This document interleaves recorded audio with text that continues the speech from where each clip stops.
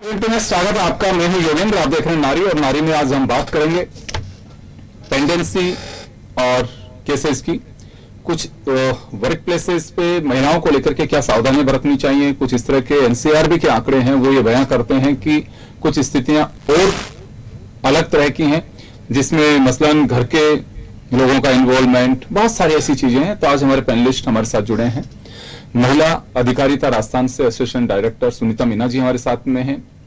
हमारे साथ गिरजेश जी लॉयर हमारे साथ में हैं। डॉक्टर मनीषा हमारे साथ जुड़ रही हैं, मनोचिकित्सक। सभी का स्वागत है। मैम, आपके पास में आना चाहूंगा सुनीता जी कि बहुत सारे नियम कायदे सब कुछ बने हुए हैं और महिलाओं को मुझे लगता है कि जो अधिकार मिले हुए हैं उसके लिहाज से कहीं भी इनसिक्योर होने की कोई आवश्यकता नहीं है। आधी आबादी के लिए बहुत कुछ, अगर हम अक्सर से उसका पालन करें तो मुझे लगता है कि वो रेस्पेक्ट, वो कानून उनके लिए सफिशिएंट है। लेकिन फिर भी बहुत बार ये होता है कि महिलाओं के साथ में जो कानून है उनकी या तो जानकारी नहीं हो पाती है या फिर उनको फायदा कैसे मिले, इसको लेके कभी कुछ बात की जाती है कि हाँ, वास्तव में इतना कुछ होने के बावजूद भी महिला को ये क्यों दर दर घूमना पड़ता है कि साहब मुझे आज न्याय नहीं मिल पा रहा है, मेरे राइट्स हैं लेकिन मुझे ये कुछ नहीं मिल पा रहा। उसकी वजह क्या है, कभी आप चर्चा करते हैं? सबसे पहले तो मैं आप सभी लोगों को नमस्कार करके यहाँ आमंत्रित करने के लिए धन्यवाद देना चाहूंगी। मैं आपको बताना चाहूंगी कि आप बहुत सही बता रहे हैं। हमारे सरकार द्वारा, हमारे विभाग द्वारा महिलाओं की सुरक्षा के लिए, चाहे वो कार्यस्थल पर हो, चाहे घर पर हो या अन्य इसी तरह की और कोई लीगल सुविधा हो, इसके लिए बहुत सी सुविधाएं, बहुत से एक्ट और बहुत से सेंटर्स चलाए जा रहे हैं। और ऐसा नहीं है कि महिलाओं को जानकारी नहीं है या महिलाओं को लाभ नहीं मिल पा रहा है। कभी कभार ऐसा हो सकता है कि कुछ स्थिति ऐसा हो जब ये महिलाओं को थोड़ी दिक्कत आ सकती है। नहीं तो मैं आपसे बताना चाहूंगी कि विभाग के द्वारा हमारे यहाँ सबसे पहले तो वन स्टॉप सेंटर्स चलाए जा रहे हैं। ये वन स्टॉप सेंटर्स 24 घंटे चलते हैं, 8-8 घंटे की शिफ्ट्स में। यहाँ पर हमारे लीगल काउंसलर्स होते हैं, हमारे पास मेडिकल स्टाफ होता है, पुलिस स्टाफ होता है। साथ ही साथ हमारे यहाँ सबसे जो अच्छी बात है कि यहाँ पर हमें 5 दिन का हम टेम्परेरी शेल्टर्स भी महिलाओं को देते हैं, जहाँ छोटे बच्चों के साथ में महिलाएं रह सकती हैं। तो यदि कोई भी ऐसी महिला है जिसे रातों घर से निकाल दिया गया है, जिसके साथ ऐसी कोई घटना हो गई है जहाँ उसके पास रहने के लिए जगह नहीं है, वो इनसिक्योर है, तो ऐसे सेंटर्स हमारे हर डिस्ट्रिक्ट पे हैं। और अब तक कम से कम 2,500 से 3,000 महिलाओं को हमने इसमें राहत पहुंचाई है। और महिलाओं को जो भी आवश्यक सहायता चाहिए थी, चाहे वो विधिक हो, चाहे मेडिकल हो या पुलिस की हो, हमने महिलाओं को उपलब्ध कराई है। सुनीता जी, लेकिन बड़ा सवाल ये होता है कि आम महिला को पता कैसे लगे कि उसके क्या राइट्स हैं, उसे मिलना क्या चाहिए? सर देखिए, मैं बताना चाहूंगी कि हमारे विभाग द्वारा समय समय पर हम लोग बहुत सी मीटिंग्स करवाते हैं, ट्रेनिंग करवाते हैं। उसके अलावा जिले में जो हमारे ऑफिस हैं उनके द्वारा हम लोग प्रचार प्रसार करवाते हैं, जागरूकता रैलियां होती है हमारे यहाँ पर। हमारा प्रयास होता है कि आप मीडिया के माध्यम से और इसी तरह की अन्य कार्यों के माध्यम से महिलाओं तक इसकी अप्रोच हो। साथ ही साथ हमारा प्रयास ये होता है कि हम जगह जगह इस तरह की पोस्टर्स, बैनर्स लगवाएं। हमारी वेबसाइट पर सब उपलब्ध होता है। हमारा सोशल मीडिया है जिसके लिंक के माध्यम से भी महिलाएं इन सब कानूनों की, जो भी उनके लिए सेंटर्स बने हुए हैं जिनमें उनको ये सारी सुविधाएं मिलती हैं, उन सब की जानकारी ले सके। और उसके अलावा यदि किसी कॉल के माध्यम से, फोन के माध्यम से भी हमारे पास कोई प्रकरण आता है, कोई महिला आती है, तो उसको भी हम पूरी सहायता उपलब्ध करवाते हैं। जी गिरजेश जी, आपके पास आना चाहूंगा मैं। केसेस की पेंडेंसी और ये बहुत बार रहती है। महिला को ये लगता है कि न्याय नहीं मिल पा रहा, तो कारण क्या है, उस पर कुछ कभी गौर करने की कोशिश करते हैं आप लोग कि हाँ, वजह क्या है इसकी? सर बेसिकली एक तो न्याय नहीं मिल पा रहा है, ये बिल्कुल आप सही बात बोल रहे हैं कि कई बार महिलाएं जो हैं वो डोमेस्टिक जो वायलेंस है उससे ज़्यादा ग्रसित होती हैं। और डोमेस्टिक वायलेंस को 4-5 साल तक सहने के बाद में वो न्यायालय का दरवाज़ा खटखटाती हैं। और एक कानून का जो एक प्रोसीजर है, कानून का प्रोसीजर इस तरीके से, थोड़ा मैं इसमें कानून की भी कमी मानूंगी कि कानून का जो प्रोसीजर है वो थोड़ा धीमा है, धीमी गति है। इस कारण न्याय उपलब्ध होने में कारण क्या, इंफ्रास्ट्रक्चर या फिर इंफ्रास्ट्रक्चर नहीं, हमारे लॉ में यदि डोमेस्टिक वायलेंस एक्ट 2005 बनाया गया है, उसका प्रोसीजर लिखा हुआ है कि विद इन 30 डेज के अंदर, विद इन 30 डेज के भीतर जो अपोजिट पार्टी है उसको 30 दिन में नोटिस जाएगा। लेकिन जब हम इसको प्रैक्टिकली देखते हैं, जब लॉ में 30 दिन का 90 दिन की लिमिटेशंस लिख दी है, तो वो प्रैक्टिकली उसको इम्प्लीमेंट करने में प्रॉब्लम होती है, क्योंकि कोर्ट के पास में इतनी सारी फाइलें होती हैं। हर दिन में एक कोर्ट के अंदर 15 से 20 लगातार फाइलें। जी एक सवाल मेरा ये होगा कि बात सही है, देखिए कोर्ट का अपना एक दायरा है जी। कोर्ट से हमारे यहाँ पे देखिए, पहली बात तो जो पेंडेंसी के हिसाब से इतने कोर्ट नहीं है कायदे से हम देखें, फिर ऑफिसर्स नहीं है जी आपके पास में जो रिक्रूटमेंट होने चाहिए। खैर गवर्नमेंट की अपनी कुछ होगा। कभी कोई विक्टिम या जिसे हम पीड़ित कहते हैं, कभी ऐसी स्थितियां बनती है कि पेंडेंसी को देकर के वो अपने आप को ही हार मान ले और कहे कि मुझे तो सब मिल गया न्याय और आप रहने ही दीजिए, मुझे इससे बाहर कैसे निकला वो रास्ता बताइए, ऐसा आता है कभी? जी नहीं, इसके लिए पर्टिकुलर जो है वो यदि ऐसे ऑफेंस हैं जैसे पॉस्को है, महिलाओं के प्रति लैंगिक अपराध से संबंधित जो भी अपराध है, उसके लिए कोर्ट्स फास्ट ट्रैक कोर्ट बनाए गए ताकि उनका विचारण जल्दी से जल्दी सुना जा सके और उसमें जो अभियुक्त है उसको जल्दी से जल्दी सजा दी जा सके। तो पर्टिकुलर इनके लिए कोर्ट ने पॉस्को कोर्ट अलग से बनाए गए हैं। उसका बेनिफिट भी मिला है। हाँ, उसका बेनिफिट्स भी लगातार मिल रहा है। इसके अलावा भी जुवेनाइल जस्टिस एक्ट बनाया गया है, उसके लिए भी पर्टिकुलर अलग कोर्ट्स बनाए गए हैं। तो इससे है थोड़ा हमको जुडिशियल सिस्टम को अपडेट करने में, स्टेट गवर्नमेंट को और मजिस्ट्रेट अपॉइंट करने में और इंफ्रास्ट्रक्चर खड़ा करने में टाइम लगेगा, लेकिन मुझे पूरी आशा है कि जुडिशियल सिस्टम धीरे धीरे अपग्रेड हो रहा है और आगे भी अपग्रेड होने की संभावना है। जी बिल्कुल। सुनीता जी आपके पास आना चाहूंगा। कभी कुछ इस तरह की आप लोगों के पास में जनरली कुछ कंप्लेंट्स वगैरह भी कोई लेके आते हैं? हाँ जी सर, बिल्कुल। हमारे जो किस कैटेगरी की आती हैं? सर हमारे पास मोस्टली डोमेस्टिक वायलेंस के केसेस आते हैं, जिसमें किसी महिला को, जैसे अगर बेटा है तो बच्चे को रख लिया है, महिला को घर से बाहर निकाल दिया है, या फिर मारपीट हो रही है घर में, या फिर सास ससुर परेशान कर रहे हैं और उसको घर में रहने नहीं दे रहे हैं। इस तरह की डोमेस्टिक वायलेंस की घटनाएं हमारे पास में आती हैं। कई बार कोई बच्चियां ऐसी होती हैं जो अपने मन से शादी करना चाहती हैं और फैमिली अगर उनको अलाउड नहीं करती है, वो घर से आ गए हैं, तो वो भी हमारे पास सुरक्षा के लिए, सहायता के लिए आते हैं। सर इस तरह के केसेस हमारे पास में आते हैं। जी, गवर्नमेंट की एक योजना और है, कभी उसकी मॉनिटरिंग होती है? सखी योजना है या फिर सरकार ने जिलों के अंदर महिला काउंसलर सेंटर्स बनाए हुए हैं? बिल्कुल सर, बिल्कुल। सखी वन स्टॉप सेंटर हमारे भारत सरकार और हमारे राजस्थान सरकार की योजना है। और ये मैंने आपको प्रारंभ में ही बताया था, वन स्टॉप सेंटर जो मैं आपको बता रही हूँ, ये उसी का सखी नाम है और ये बहुत अच्छी योजना है, क्योंकि इसमें 24 घंटे ये सेंटर्स चलते हैं। यहाँ पर मेडिकल सुविधा, पुलिस की सुविधा, रहने की सुविधा और साथ ही साथ अगर जरूरत है तो कोर्ट तक जाने के लिए जो लीगल वकील चाहिए वो सब यहाँ फ्री ऑफ कॉस्ट महिला को मिलते हैं। यहाँ उनको खाना पीना, उनको कपड़े और उनका सिक्योरिटी सब हम लोग अरेंज करते हैं। साथ ही साथ हमारे जितने भी हमारे महिला पुलिस थाने हैं, और जहां महिला पुलिस थाने नहीं है वहाँ हमारा जो डिस्ट्रिक्ट एसपी थाना है, वहां पर हमारे महिला सुरक्षा सलाह केंद्र चल रहे हैं सर। और ये केंद्र हमारे लिए हमारी जो पीड़ित महिलाएं हैं और पुलिस और कोर्ट के बीच में एक तरह से कड़ी का काम करते हैं, क्योंकि जरूरी नहीं है कि हर चीज के लिए कोर्ट या पुलिस के पास जाया जाए। यदि महिला को कई बार उचित स्पेस पे उनको उचित सलाह मिल जाती है, यदि उन्हें सोचने समझने का समय मिलता है, तो बहुत बार मैटर इतना सीरियस नहीं होता है कि उन्हें पुलिस के FIR दर्ज करानी पड़े या कोर्ट में ही जाना पड़े। आपस में बात करके, काउंसलिंग करके भी हम बहुत से प्रकरणों में महिलाओं को सहायता प्रदान करते हैं और काफी हद तक इसमें महिलाओं को सहायता मिली है और ये बहुत पॉपुलर है सर ये सेंटर्स हमारे जिलों के। जी गिरिजेश जी, अभी भी ये लगता है कि महिलाओं को अधिकार तो बहुत सारे मिले हुए हैं और समय समय पर जब भी कभी कोई बात आई है, 2005 उसके बाद में 12 में जब ये निर्भया केस हुआ, उसके बाद में और कुछ सख्त कर दिए गए, कानून भी और सख्त कर दिए गए।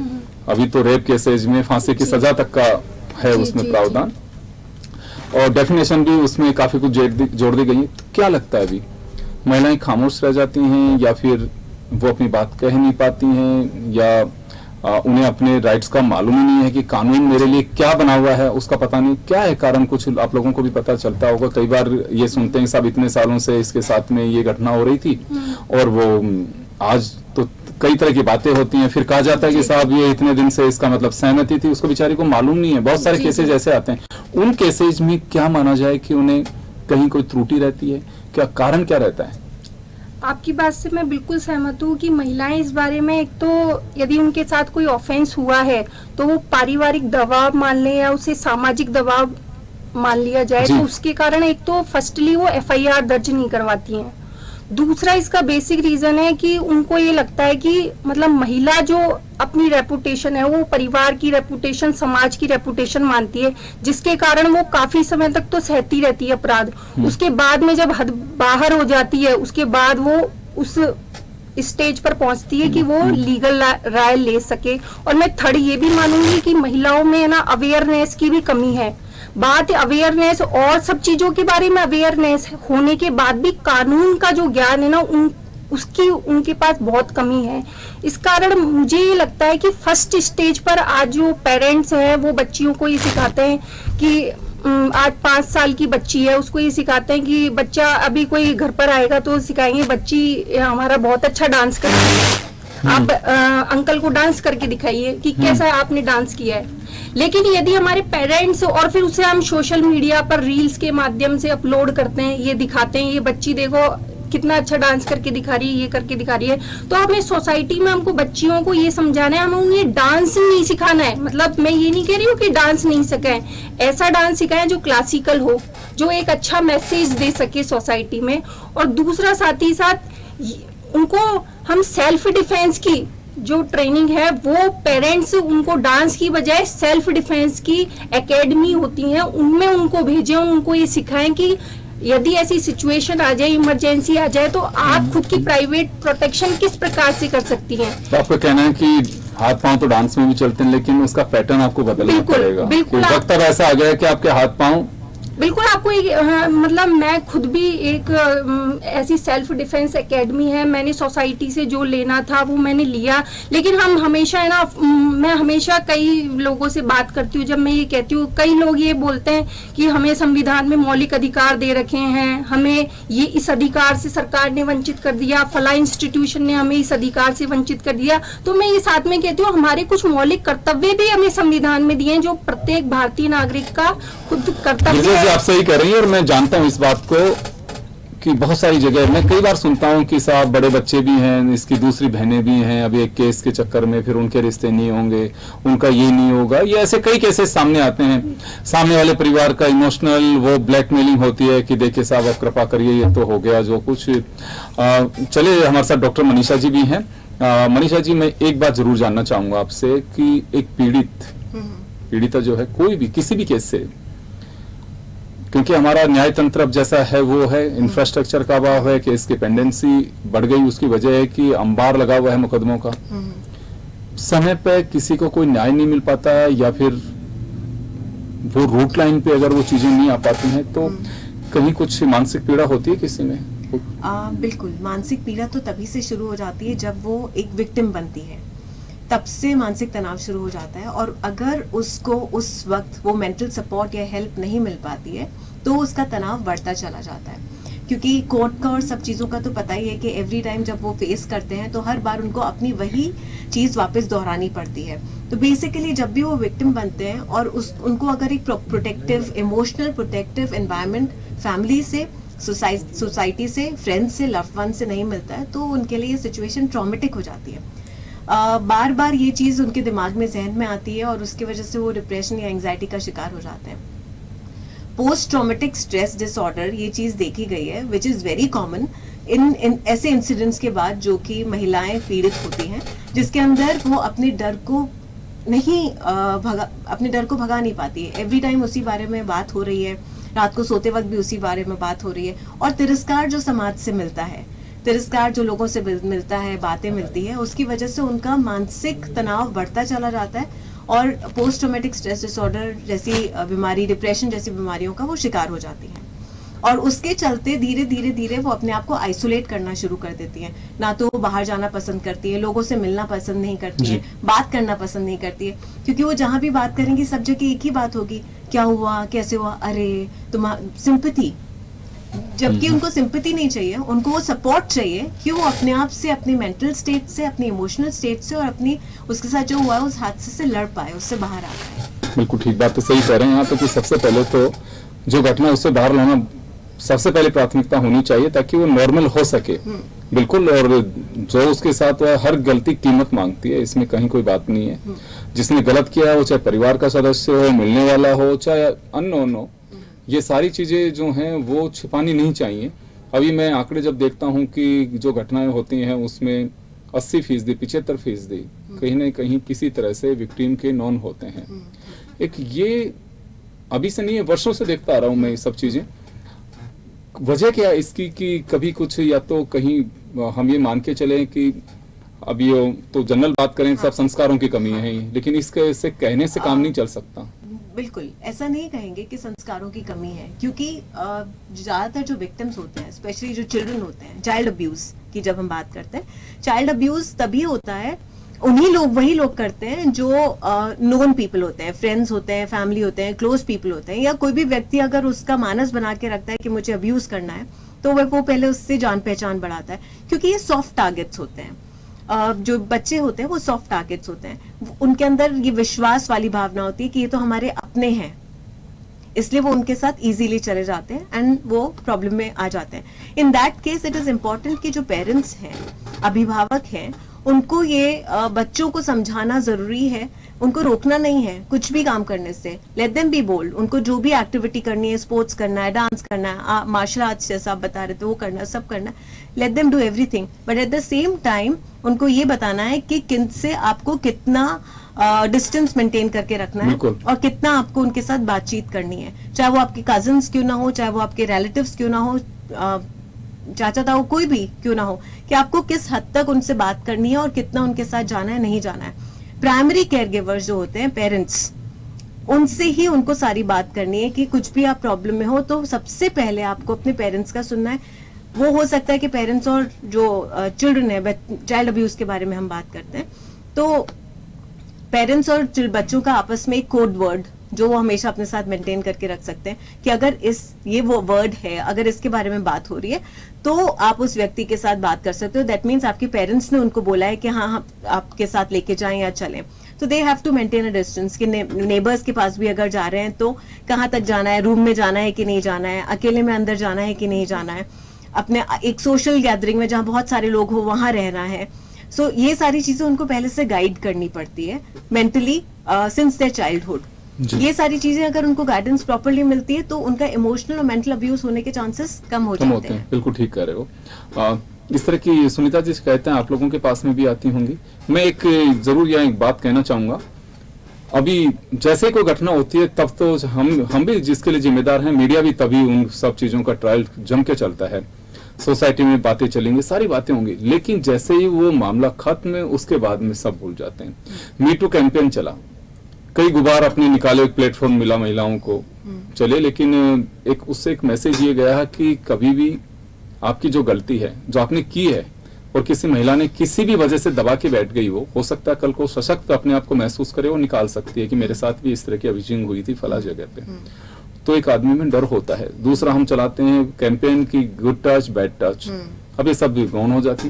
तो मैम आपका क्योंकि डिपार्टमेंट है, तो इनको क्या वास्तव में हम फिजिकल एजुकेशन की तरह है या फिर कुछ अवेयरनेस कैंपेन की तरह कुछ करने का इस तरह का प्लान करते हैं, या फिर जब घटना होती है तभी हम सब लोग जागृत होते हैं? नहीं सर, ऐसा नहीं है। जब घटना होती है तब मीडिया या आम पब्लिक जागती है, पर हमारा विभाग है और हमारी योजनाएं वो निरंतर रूप से काम करती है, और हमेशा ही हमारा कोई टारगेट नहीं है कि हमें इस टाइम पे ये काम करना है। हमारा काम ये होता है कि जो महिलाएं, जो बच्चे, जब हमें जिस तरह से हम उनकी सहायता कर सकते हैं, हमारी योजनाओं के माध्यम से, हमारे सेंटर्स के माध्यम से हम उन महिला और बच्चों की सहायता करते हैं। और मैं आप लोगों से बताना चाहूंगी कि ना केवल लीगल फील्ड में ही हमारा विभाग महिलाओं के लिए, बच्चों के लिए काम करता है। लीगल फील्ड अपने आप में सिर्फ एक एस्पेक्ट से कि हाँ, यदि कोई इस तरह की केसेस हमारे पास में आती है तो हम कैसे उनको उससे निकलने के लिए कैसे काउंसलिंग करते हैं, कैसे पुलिस या कोर्ट में उनकी हेल्प करते हैं, पर साथ ही साथ हमारा काम उनको रिहेबिलिटेट करने का भी होता है। हमारा प्रयास होता है कि जो भी बच्ची या महिला इस तरह की ट्रॉमा से गुजर रही है, परेशान हो रही है, तो ये सिर्फ एक एस्पेक्ट नहीं है, लीगल एक होता है, पर साथ ही साथ उसको कहीं ना कहीं उसको इकोनॉमिक उसको स्ट्रॉन्ग करना भी बहुत जरूरी होता है। यदि किसी महिला बच्चे के साथ में कोई भी घटना इस तरह की होती है, चाहे डोमेस्टिक वायलेंस हो, चाहे सेक्सुअल हरेसमेंट का हो, या पॉक्सो का कोई मामला हो, बच्ची या महिला तभी निकल पाएगी जब हम उसको कहीं और पॉजिटिव वे में उसको जोड़ पाएंगे। इसीलिए हमारा विभाग के द्वारा हम लोग सेल्फ हेल्प ग्रुप स्कीम चलाते हैं, जहां महिलाओं को, बालिकाओं को अच्छी स्किल्स, लाइवलीहुड की स्किल्स, एजुकेशन, सेल्फ डिफेंस की ट्रेनिंग से कराते हैं, और कोशिश होती है कि बाद में उनको बैंक से जोड़कर उनको ऋण दिलवाया जाए और वो महिला और बच्चियां अपने पैरों पर खड़ी हो सके।